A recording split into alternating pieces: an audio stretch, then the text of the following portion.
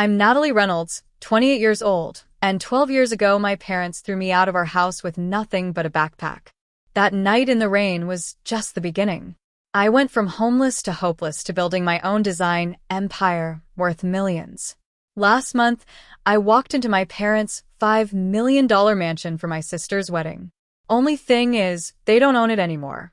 I do. The looks on their faces when they realized? Priceless. Before I tell you what happened next, let me know where you're watching from and hit that subscribe button to join my journey of revenge, redemption, and rebuilding. Growing up in our middle-class neighborhood in Connecticut, life looked picture-perfect from the outside. Our two-story colonial house with its manicured lawn and white picket fence was the embodiment of the American dream. But behind closed doors, my parents, Richard and Karen Reynolds, were obsessed with status and appearances to an unhealthy degree. From age 10, I understood I was different from my younger sister, Melissa. While she embraced our parents' vision of success, perfect grades, country club tennis lessons, and social climbing, I was drawn to colors, textures, and creating beauty from nothing. The tension this caused was constant and suffocating. Natalie, why can't you be more like your sister? My mother would sigh, shaking her head at my sketchbook. Art doesn't pay bills. Your father and I didn't work this hard for you to waste your potential. My father, Richard, was emotionally distant but demanding. He'd built his real estate business from scratch and expected nothing less than perfection from his daughters. While he attended every one of Melissa's debate competitions, he never once came to see my artwork displayed at school. His dismissal hurt more than his rare bursts of anger. Drawing pretty pictures won't get you into an Ivy League school, he'd say, not even glancing at the painting I'd spent months perfecting. Focus on what matters. By 15, the clash between my artistic dreams and my parents' academic expectations reached a breaking point. I wanted to take advanced art classes. They insisted on AP biology and chemistry. Every dinner devolved into silent tension or outright arguments. You have talent in science, Natalie, my father would insist, though my science grades were merely average. Medicine is a respectable career. This art nonsense is just a phase. The Christmas before I turned 16 remained burned in my memory. Melissa unwrapped a brand new laptop, designer clothes, and an expensive watch. I received SAT prep books, a scientific calculator, and medical school brochures. The message couldn't have been clearer about where I stood in the family hierarchy. My mother's criticism was relentless, especially about my appearance. While Melissa took after her mother with her perfect blonde hair and slender build, I had inherited my grandmother's cuvia figure and unruly dark curls. "Those jeans are too tight for your body type," she'd comment at breakfast, or "Have you thought about straightening your hair? It looks so unprofessional." Each remark chipped away at my self-confidence. My father focused exclusively on achievements. Melissa got another A+ on her math test. "What did you get on yours, Natalie?" The question always felt like a trap because anything less than perfection was met with disappointment. I learned to hide my true self. Under my bed, I kept sketchbooks filled with designs and artwork that gave me joy. Late at night, after everyone was asleep, I'd pull them out and lose myself in creation. Those stolen hours were the only times I felt truly alive. When my parents hosted dinner parties to network with important people, Melissa would be showcased like a trophy, playing piano or discussing current events with adults. Meanwhile, I was relegated to childcare duty, watching the guests' children in the basement. Even then, I made the best of it, teaching the kids to draw and create simple crafts, finding small joy in their uninhibited creativity. The tension in our house was like a rubber band stretched to its limit. Something had to give, and as my 16th birthday approached, I sensed the breaking point coming. I just didn't realize how complete the break would be, or how it would alter the course of my entire life. The day everything fell apart began like any other Tuesday. I was supposed to be at SAT prep after school, a twice-weekly torture session my parents had paid thousands for. Instead, I was across town at Westfield Community Center taking a figure drawing class taught by a local artist. For 6 weeks, I'd been maintaining this deception, and the freedom those 2 hours gave me was worth the risk. but secrets have a way of unraveling. That afternoon, Mrs. Patel, my mother's friend, spotted me through the community center window while driving past. By the time I arrived home, my parents were waiting. "Where were you today?" My father's voice was dangerously calm as I walked through the door. "SAT prep," I answered automatically, the lie familiar on my tongue. "Don't lie to me." He slapped my SAT workbook on the kitchen counter. "Patricia Patel saw you at the community center. Drawing." The way he said drawing, like it was something shameful, made my chest tighten. "I can explain." "Explain what?" My mother interjected, her arms crossed tightly. "How you've been lying to us for weeks. Wasting the money we worked hard to provide. Throwing away your future." "Art isn't throwing away my future," I shouted back, years of frustration bubbling over. "It is my future. I'm good at it, really good, and I hate all this pre-med stuff you're forcing on me." My father's face darkened. "We've given you everything, Natalie. A beautiful home, opportunities, the chance at a real career. And this is how you repay us." "I never asked for those things." My voice cracked. "I just wanted you to see me, the real me, not some doctor fantasy you created." "Enough." My father slammed his hand on the counter.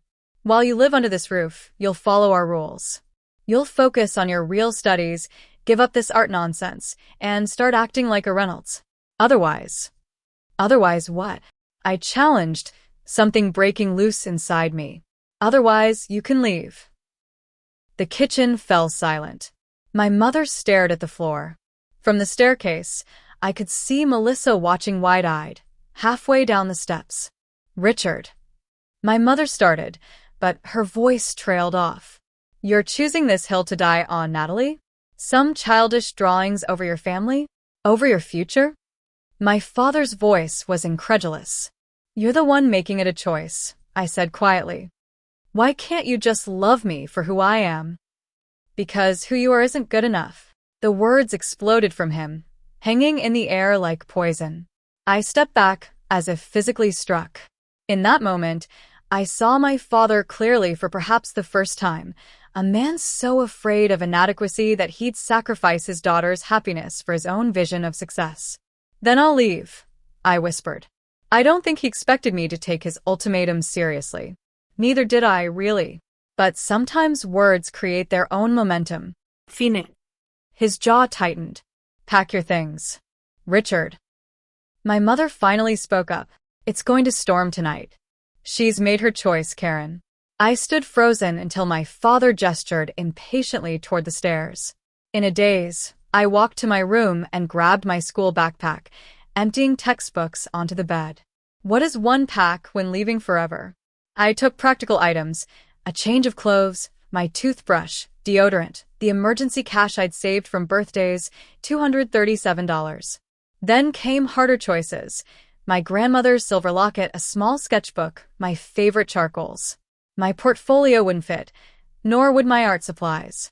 A crack of thunder punctuated my packing. Outside, rain had started to fall. I pulled on a hoodie and looked around the room I'd lived in for 16 years, suddenly a stranger in it.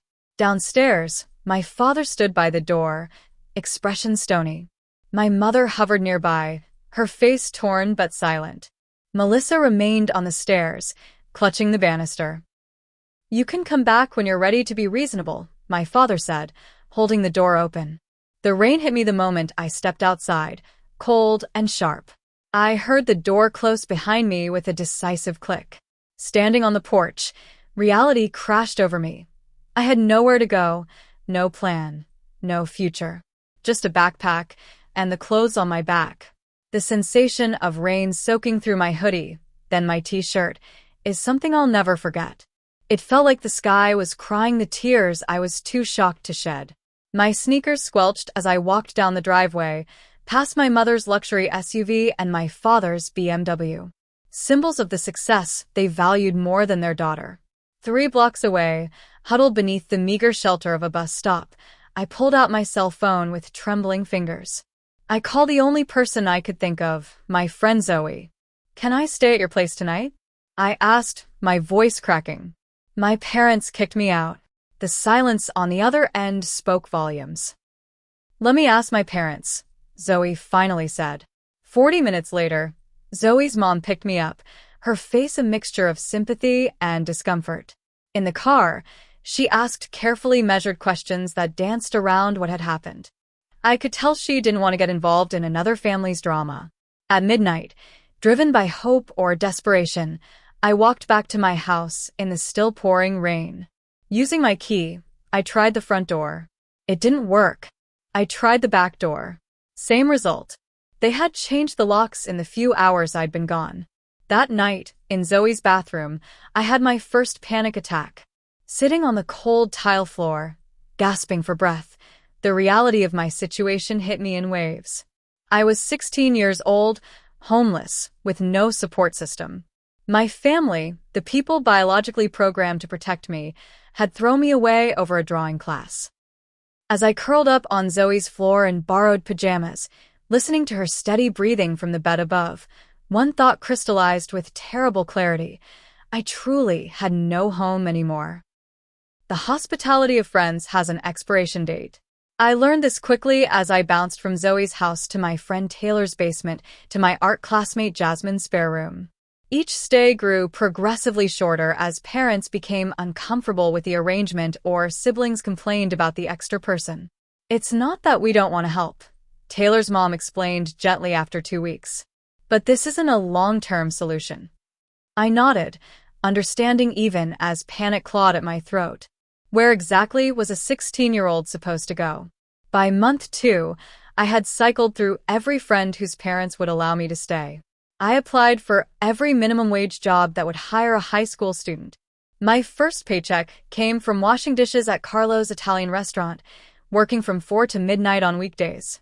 The owner paid me in cash, no questions asked about my age or situation. "You work hard," Carlo would say, sliding me extra food to take home. That's rare these days. During school hours, I maintained the facade of normalcy, wearing the same 3 outfits in rotation, washing them in public restroom sinks. Nobody knew I slept on different couches every night. I avoided the cafeteria, unable to afford lunch, and told anyone who asked that I was studying in the library. My second job came from the mall, a retail position at a clothing store that paid minimum wage but offered an employee discount. Between Carlo's and the clothing store, I worked 60 hours a week while still attending school. When my final friend's parents asked me to leave, reality hit hard. I had nowhere else to go. That night, I slept in my car, a 15-year-old Honda Civic I'd purchased for $800 from my dishwashing savings. For 3 terrifying weeks, that car was my home. I parked in different Walmart lots each night, learned to change clothes in the back seat, and showered at a 24-hour gym where I'd scraped together enough for the cheapest membership. The gym bathroom became my morning routine center. I'd arrive at 5:30 a.m., shower, brush my teeth, apply minimal makeup, and change into my school clothes before anyone else arrived. The night manager, a kind-eyed woman named Brenda, pretended not to notice when I'd wash my clothes in the sink. "Forgot my gym clothes at home," I'd say, scrubbing my uniform shirt. "Happens to the best of us," she'd reply, sliding me extra paper towels. School became increasingly difficult to manage. My grades slipped from BS to CS to barely passing. Art class remained my sanctuary, the only place where I still excelled. My art teacher, Mrs. Lambert, noticed the changes in me, but didn't pry when I deflected her concerned questions. By month 4 of homelessness, I found an apartment, if you could call it that. A studio basement conversion with a hot plate, mini fridge, and a bathroom where the shower and toilet were separated by a moldy curtain. The neighborhood wasn't safe, but the landlord accepted cash and didn't require a credit check or proof of income. $800 a month for safety and privacy felt like a luxury after living in my car. That summer, I added a third job, delivering food for a local sandwich shop. Between all 3 jobs, I worked 80 hours a week, often going directly from one job to another with barely time to change uniforms. The turning point came in October, 8 months after leaving home. I'd taken a job cleaning floors at the Westfield Gallery, minimum wage again, but at least surrounding me with art. One night, while mopping after hours, I absent-mindedly sketched the gallery's main exhibition space on a napkin during my break. Rebecca Westfield, the gallery owner, caught me by surprise. "Did you draw this?" she asked, picking up my napkin sketch before I could hide it. "I'm sorry, I was on break," I stammered, reaching for the mop. "This is really good." She studied the sketch with a professional eye. "The perspective is nearly perfect, and you've captured the lighting beautifully." That conversation changed everything. Rebecca asked to see more of my work. I reluctantly brought in my sketchbook the next day, expecting nothing. Instead, she spent an hour going through it page by page, asking questions about my techniques and inspiration. "You have raw talent," she said finally. "Have you had any formal training?" I laughed bitterly. That's actually why I got kicked out of my house. My parents thought art was a waste of time. Rebecca's expression darkened. "How old are you, Natalie?" 17. She looked at me for a long moment. "Would you be interested in some actual training? I know several artists who might mentor you." Over the next 2 years, Rebecca became more than a boss. She became my champion. She introduced me to local artists who taught me techniques. She let me use the gallery's back room to create art after my cleaning shifts. Most importantly, she believed in me when I'd stopped believing in myself. With Rebecca's encouragement, I completed my GED at 18. By then, I'd moved to a slightly better apartment and reduced my jobs to 2, the gallery and weekend shifts at Carlo's, who had promoted me to server. My first commission came through Rebecca's connections, designing a logo for a local boutique. The $200 I earned felt like a fortune. More small jobs followed. Event flyers, business cards, small illustrations. I saved every penny not needed for rent and food. Through Rebecca, I met other struggling artists who became my community. We shared resources, critiqued each other's work, and provided the emotional support I'd never had from my family. Amanda taught me digital design on her old laptop. Jackson showed me how to stretch canvases inexpensively. Sophia helped me build a basic portfolio website. At 19, I held my first small art show in a local coffee shop. Seeing my work displayed, actually purchased by strangers who valued it, healed something broken inside me. That night, alone in my apartment, I cried for the first time since leaving home. Not from sadness, but from validation. Beneath the growing success, psychological wounds festered. I struggled with depression, abandonment issues, and an inability to trust. Every relationship was temporary in my mind. Every compliment came with an expected price. I worked myself to exhaustion because stopping meant facing the emotional void inside. The breakthrough came at 20, when I won a partial scholarship to the State University's prestigious art program. The day the acceptance letter arrived, Rebecca hugged me tightly. "You did this," she whispered. "Nobody else. You." For the first time in 4 years, I allowed myself to believe that maybe, just maybe, I was good enough after all. College presented challenges I hadn't anticipated. While my scholarship covered most tuition, I still needed to work nearly full-time to afford housing, supplies, and basic necessities. Unlike my classmates who had parental support, family homes to return to during breaks, and safety nets for emergencies, I had only myself. My typical day started at 5 a.m. for a morning shift at a campus cafe, followed by classes from 9 to 3, then either gallery work or waiting tables until midnight. After that came homework, projects, and if I was lucky, 4 hours of sleep before starting again. "How do you do it all?" My classmate Vanessa asked once, watching me rush from class to work, portfolio in one hand, uniform in the other. "No other option," I answered simply. The all-nighters became legendary among my peers. While they pulled all-nighters before finals, I pulled them weekly, completing client work until 2 a.m., then switching to coursework until dawn. My tiny apartment became a chaotic studio, with canvases and design projects covering every surface. Professor Bennett, my design fundamentals instructor, noticed my exhaustion during one critique session. "Ms. Reynolds," he said after class, "your work shows tremendous promise, but you look like you haven't slept in days." "I'm fine," I insisted, the default response that had become my mantra.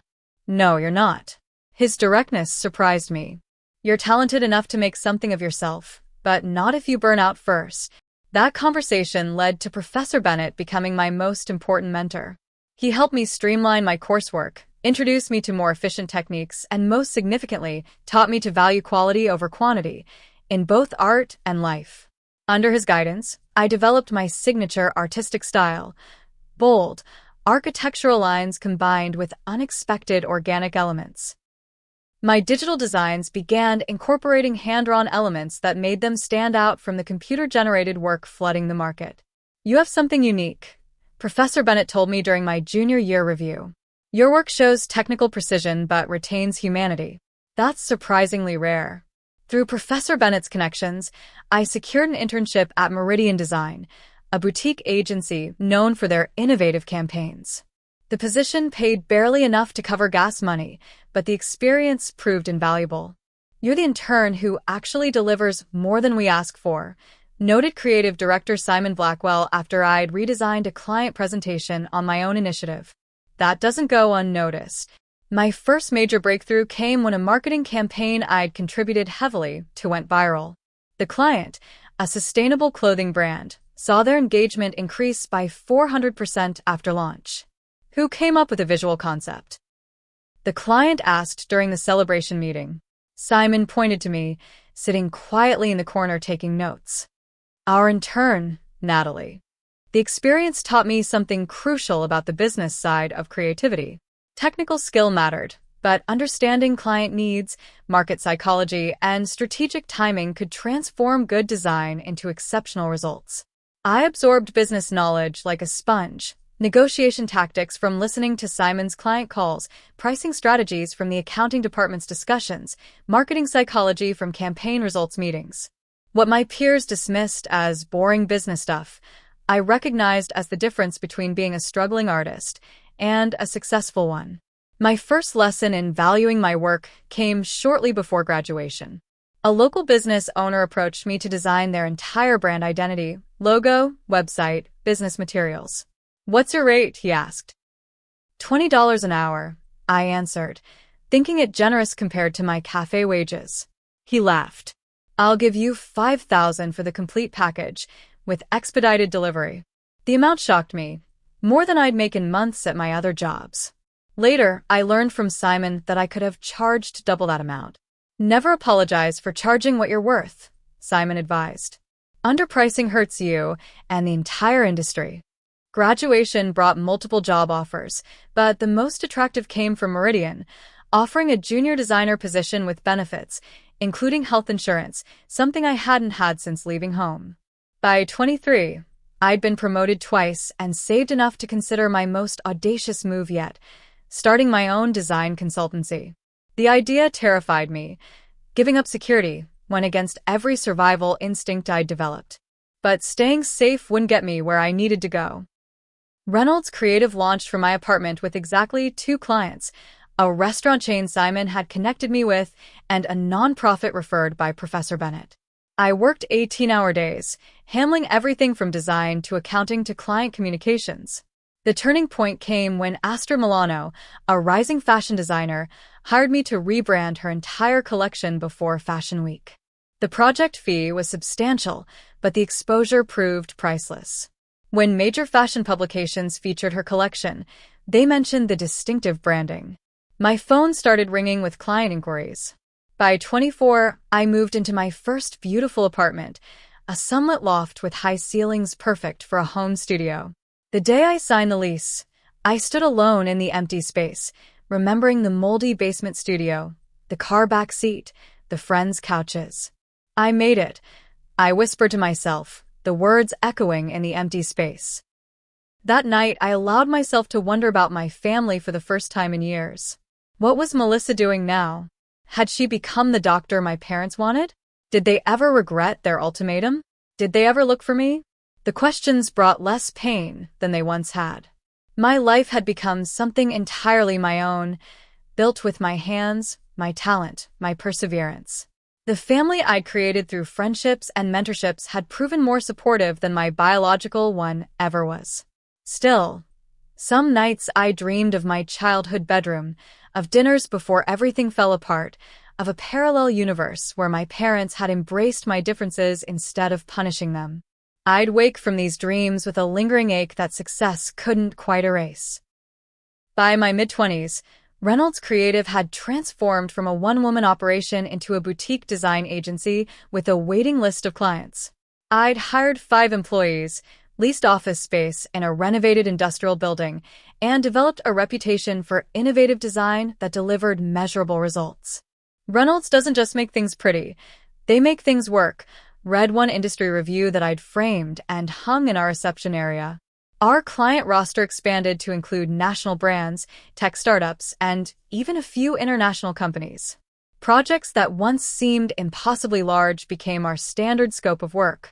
What set us apart, however, wasn't just creative excellence, it was our business approach. "We value people over profit" became our unofficial motto. I'd experienced firsthand how it felt to be discarded when deemed insufficient. My company would never treat employees or clients that way. Our office culture reflected this philosophy. Competitive salaries, flexible schedules, comprehensive benefits, things I'd never had during my struggle years. We closed the office for mental health days, celebrated personal milestones, and rejected toxic clients regardless of their budgets. "You can't pay us enough to work with jerks," I once told a potential client who'd reduced my creative director to tears during a pitch meeting. The story spread through industry circles, enhancing rather than damaging our reputation. By 26, I expanded again, moving the company to a full floor in a downtown high-rise and doubling our staff. My personal income had reached 7 figures, a number that sometimes felt surreal given where I'd started. I purchased a beautiful brownstone, drove a luxury car I paid for in cash, and could afford any material thing I desired. The external success masked an internal journey that proved more challenging. Despite everything I'd achieved, the abandoned 16-year-old inside me still carried wounds that success couldn't heal. At 27, after a panic attack following a major award acceptance speech, I finally sought professional help. Dr. Mitchell, a therapist specializing in abandonment trauma, helped me confront the pain I'd channeled into work for over a decade. "Success is your armor," she observed during one session. "What are you afraid might happen if you take it off?" They'd be right, I admitted after long silence. My parents. They'd be right that I wasn't good enough. The breakthrough came slowly, through weekly sessions that forced me to examine beliefs I'd internalized, that love was conditional, that my worth was tied to achievement, that vulnerability meant weakness. "Your parents failed you," Dr. Mitchell said firmly during a particularly difficult session. "Not the other way around. A parent's love shouldn't require perfection or compliance." Those words unlocked something inside me. I'd spent 12 years proving my parents wrong about my capabilities, but I'd never questioned whether they were wrong about me as a person. The healing process accelerated when, scrolling through social media one evening, I discovered my sister Melissa's wedding announcement. The event was scheduled at Windermere Estate, one of the most exclusive venues in our hometown. Seeing her smiling face beside our parents brought a complex wave of emotions: hurt, curiosity, anger, and something unexpected: pity. My success had led me to happiness and fulfillment. Had theirs? Curiosity drove me to investigate. Through business contacts and public records, I discovered my father's real estate empire had collapsed during the recession. Multiple properties had been foreclosed upon, including their primary residence. The $5 million mansion where Melissa's wedding would be held wasn't theirs. It was a rental, a facade to maintain appearances. The irony wasn't lost on me. My parents, who had valued status and appearances above all else, were now pretending to wealth they no longer possessed. Meanwhile, their discarded daughter had built genuine success from nothing. The discovery catalyzed a decision I'd been contemplating for months. It was time to return home. Not to reconcile necessarily, but to close the chapter that had defined so much of my life. Melissa's wedding provided the perfect opportunity, a public event where they couldn't simply turn me away. "Are you sure you're ready for this?" Dr. Mitchell asked when I shared my plan. No, y honestly. But I need to do it anyway. The preparation became both practical and psychological. I worked with Dr. Mitchell on strategies for maintaining boundaries, managing emotional triggers, and articulating what I needed from the encounter. Practically, I made a decision that even I recognized as partly vindictive, partly poetic. I purchased my parents' foreclosed mansion when it came on the market again. The property had changed hands twice since my family owned it, falling into disrepair with each transfer. The real estate agent was stunned by my all-cash offer above asking price. "You must really love this property," she remarked during the closing. "You could say it has sentimental value," I replied. Over 6 months, I renovated the mansion completely, removing all traces of my parents' taste. The formal, stuffy interiors were replaced with open, light-filled spaces. My mother's precious antiques gave way to contemporary art, much of it created by artists who had supported me during my struggling years. My father's dark wood-paneled study became a vibrant creative studio. Each change felt like reclaiming space once denied to me.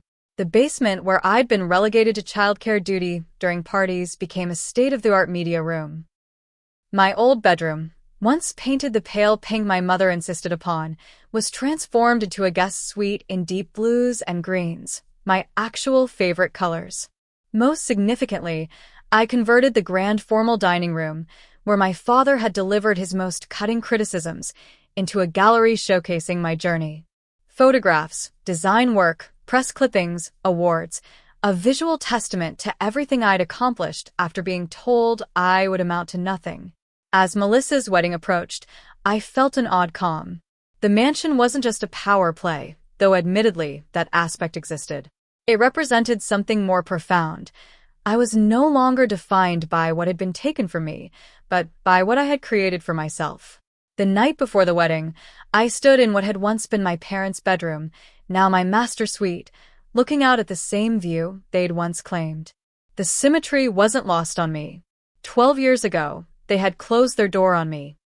Tomorrow I would open mine to them. The morning of Melissa's wedding dawned clear and bright. I watched from my bedroom window as vendors transformed the back gardens into a wedding venue, my gardens on my property, for my sister's wedding that my parents believed they were hosting. The irony wasn't lost on me as I prepared for the day. I chose my outfit carefully, a sleek designer dress in deep emerald, subtle jewelry, hair and makeup flawless, but not overdone. I wanted to look successful, but not like I was trying too hard. The mirror reflected a woman worlds away from the terrified teenager who'd left this house in the rain. At noon, I retreated to the owner's suite, a separate wing I'd added during renovations, as guests began to arrive. From my private entrance, I watched valets park cars and attendants direct people toward the ceremony space. I'd instructed my house manager to maintain the illusion that my parents were the hosts, at least for now. At precisely 2:30, 15 minutes before the ceremony was scheduled to begin, I made my entrance. Walking the curving driveway toward the main entrance felt surreal, like stepping back in time while simultaneously asserting my present self. The house looked nothing like it had 12 years ago.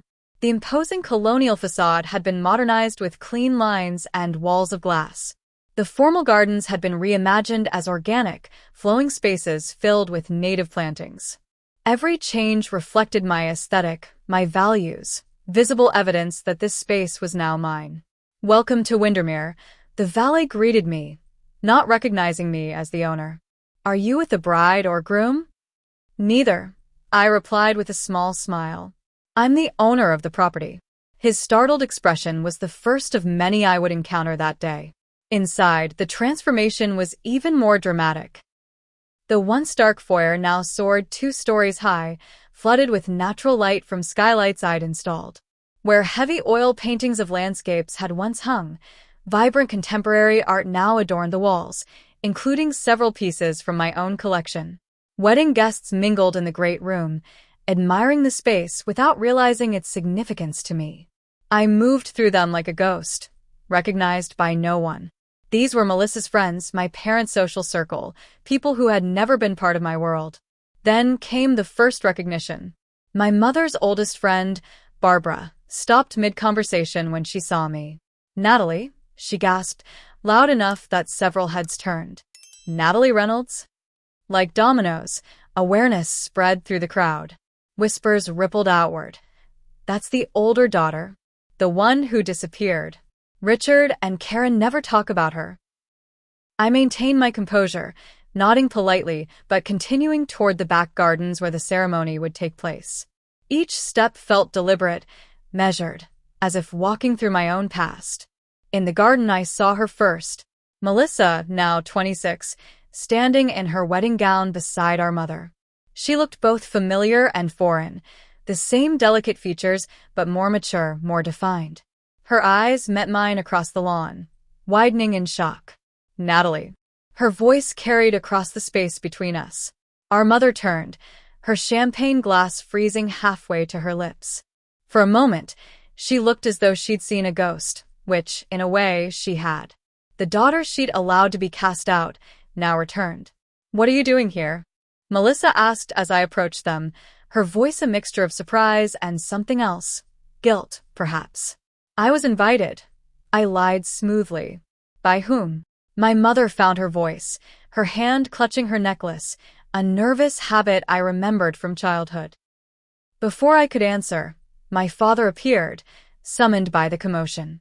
He had aged considerably in 12 years, hair now fully gray, face lined, shoulders slightly stooped.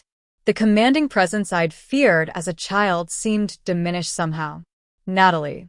He stated my name flatly, neither question nor greeting. "Hello, Dad." The word felt strange on my tongue after so many years. Melissa's soon-to-be husband joined our uncomfortable reunion, oblivious to the tension. "You must be the sister I've heard so little about," he said, extending his hand. "I'm Connor." "Pleasure," I replied, shaking his hand. "Congratulations on your wedding day." "She shouldn't be here," Melissa whispered to our mother, loud enough for me to hear. My father attempted to regain control of the situation. "This is hardly the time or place for this reunion," he said, glancing nervously at nearby guests. "Perhaps after the ceremony." Actually, I interrupted calmly. "I think this is exactly the right time and place, considering it's my house." The statement landed like a bomb. My mother's face drained of color. My father stared in disbelief. Melissa's mouth actually fell open. "What are you talking about?" my father demanded, voice lowered to avoid a scene. "Windermere Estate." I gestured to the mansion behind us. "I purchased it 6 months ago. Had it completely renovated. I'm your host today." The silence that followed was deafening. Nearby guests pretended not to listen while straining to catch every word. "That's impossible," my father finally said. "This property is owned by a development company." "Reynolds Creative Holdings," I confirmed. "My company. Named after the only Reynolds who believed in me, my grandmother." My mother swayed slightly, reaching for a nearby chair. "You own this place? But how could you afford?" "I'm quite successful, Mother," I said evenly. "Turns out art does pay the bills. Quite well, actually." My father's face had gone from shocked to calculating. "You knew about the wedding? You planned this?" "I received no invitation," I corrected him. "But yes, I learned about it. And when the venue's previous owner decided to sell, I saw an opportunity for closure." "Closure," he repeated, his tone skeptical. "Yes." I maintained steady eye contact. 12 years ago, you threw me out of this house with nothing but a backpack. Today, I welcome you into my home as guests." The statement hung in the air between us. Around us, the wedding coordinator was desperately trying to keep the ceremony on schedule, directing guests to their seats while pretending our family drama wasn't unfolding. "Melissa," I turned to my sister, whose eyes were filled with tears. "This is your day. I have no intention of ruining it. The ceremony and reception will proceed exactly as planned. Consider it my wedding gift to you." "Why are you doing this?" she whispered. "Not for revenge," I assured her, surprising myself with the truth of it. "For a resolution." My father had recovered enough to attempt damage control. "We should discuss this privately," he insisted, gesturing toward the house. "No need," I replied calmly. "I've said what I came to say. You kicked me out at 16 with nothing. I survived. I thrived. I built something meaningful. Not just financially, but emotionally. I created the life you said I couldn't have. My mother spoke up, her voice quavering. We never meant for you to disappear completely. We thought you'd come back after a few days, ready to be reasonable.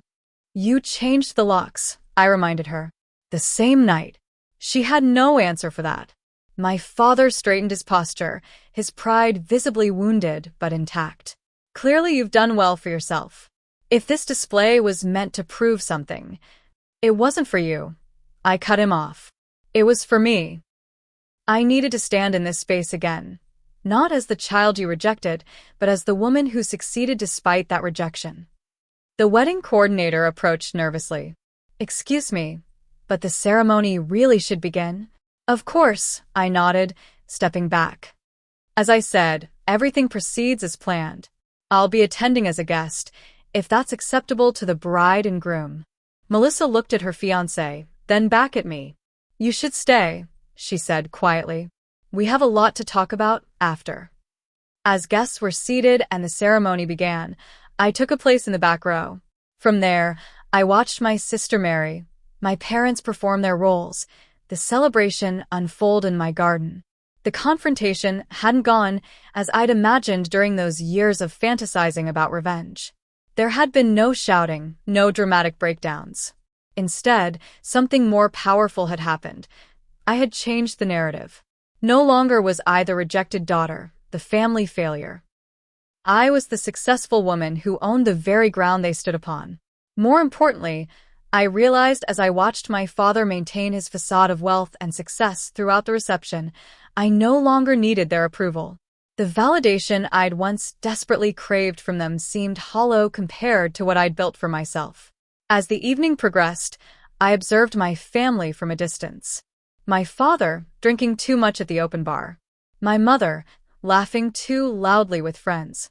Melissa, occasionally glancing my way with an expression I couldn't quite read. They were strangers to me now, connected by blood but separated by choices made 12 years ago in this very house. By midnight, as the last guest departed, I had achieved something I never thought possible. I was at peace in the home that had once rejected me. The morning after the wedding, I sat in my kitchen, formerly my parents' kitchen, sipping coffee and watching the cleanup crew dismantle the reception tent. The confrontation had left me drained but clear-headed, as if a fever had finally broken after a long illness. A soft knock at the door interrupted my thoughts. Melissa stood there, still in her hotel bathrobe, looking exhausted and uncertain. "Can I come in?" she asked hesitantly.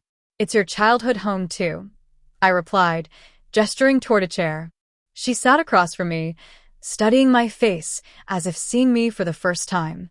In many ways, she was. The 12 years between us had transformed us both from girls into women. "You look good, Nat," she said finally. "Really good." "So do you. Congratulations on your marriage." An awkward silence stretched between us, filled with unasked questions and unspoken apologies. "I should have tried to find you," she blurted suddenly, "after you left. I knew it was wrong what they did, but I was 14 and scared and their favorite. I finished for her. You had a lot to lose by taking my side." She flinched at the accuracy. "That doesn't excuse it."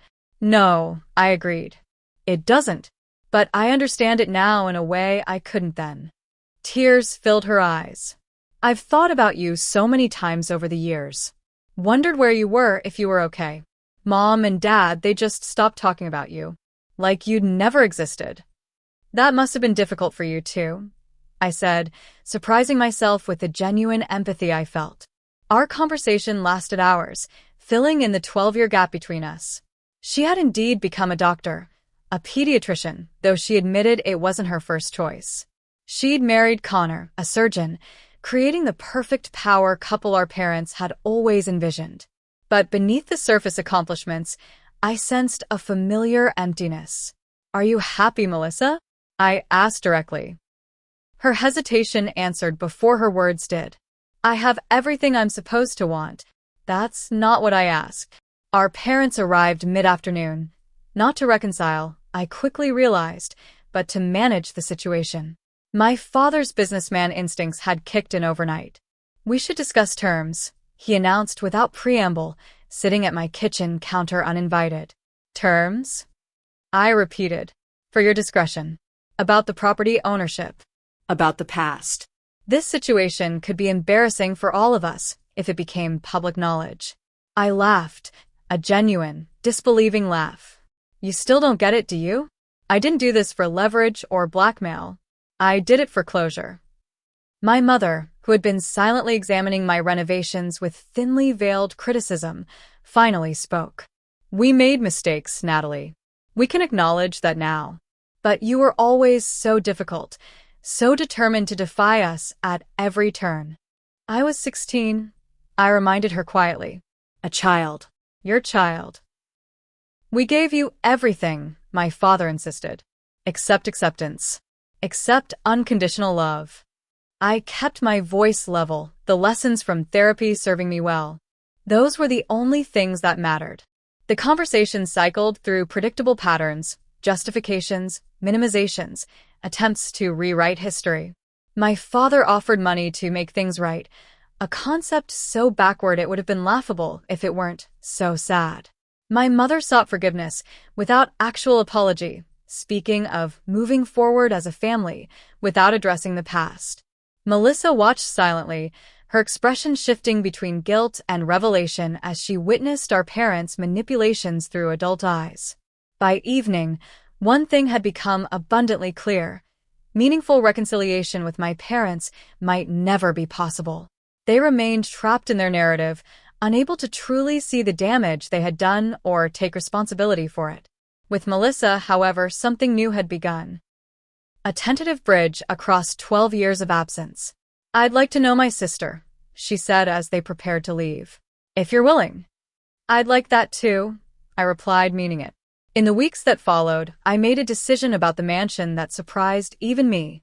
Rather than keep it as a monument to my success or a reminder of past pain, I established the Reynolds Art Center for Disadvantaged Youth, a place where talented young artists without resources could find the support I had lacked. The formal dining room where my father had delivered his harshest criticisms became a gallery showcasing student work. My childhood bedroom transformed into a digital design lab. The kitchen where I'd last seen my family became a communal space where teens could share meals and mentorship. The irony wasn't lost on my first group of students, most of them from backgrounds similar to what mine had become after leaving home. "You own this whole mansion?" asked Desiree, a 16-year-old graffiti artist whose parents had kicked her out for similar reasons to mine. I confirmed. "But now, so do you, in a way." My parents never visited the center, though I extended an invitation. Their absence spoke volumes about choices some people make and cling to, even when given opportunities to change. Melissa, however, became a regular visitor and eventually a board member. Her medical expertise proved valuable for our student health initiatives and in helping teens access care they couldn't otherwise afford. Through her involvement, she found something she'd been missing: purpose beyond expectations.